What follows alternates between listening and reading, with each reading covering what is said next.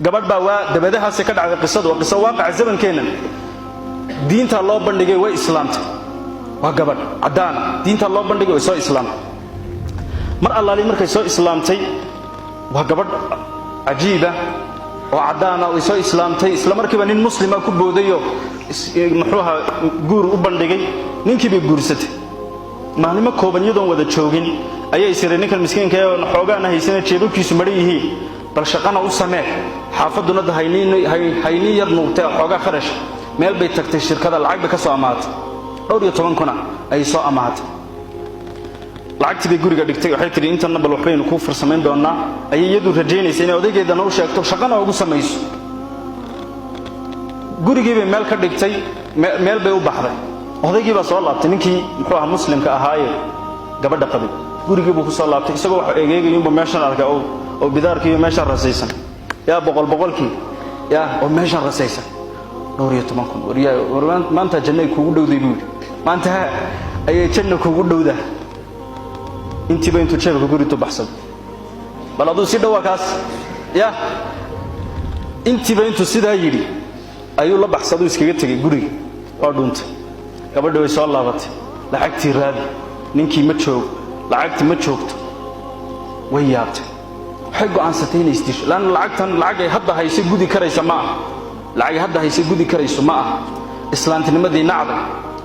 inay istishana way ku sigatay meeshii daldal inay isi soo daldashay ay xarig u samaysatay iyadoo xaaladda ku jirta oo inay istisho doonaysa ayaa gurigii la soo qaracay waxay tiri bal qofkan inuu kii noqdo imtixaanka ahaa wax qaaday bal ka fog albaabkii bay ka furtay mise inan baa taagan muslimada muslimkii bay ka xanaaqaysay maxaad iga soo doontay tiro indhahay kaga dhacday markaasay tiri walaalon ku soo yar booqday in yar aan isla fadhiisano inaad murugaysantahay waan ku arkaa xaaladaada wax iga sheeg orod bay tiraadar xaaladna wax ka garan maysiin muslimkiiba la soo marin maayo gabadhii orod bay tiri waxba hana weydiini sidaas oo nagaga tagay gabadha waxay tiri haddaad ii sheegtid haddaan wax kaala qabanayo waan inaan ku wax kaala qabtan ku dadaalaya insha Allah ta'ala ilaahina wuu ila qabanay walaal ii sheeg haddaan wax kaala qaban waayo marka isdil laakiin inaan wax kaala qabtan ku dadaalaya ii sheeg fursad yar unis waxay tiri 12 kun oo shalay toona soo amaahdeen islaha kaadii aad ii dhisteen shaqo ku sii ayuu intii yareed ba la baxsaday xadigaasuna way diyaarsiyay maxaad ka qaban karaysaa lacagna ma hayo taydii baan qaadi kari laahay meel aan ku bixiyana ma hayo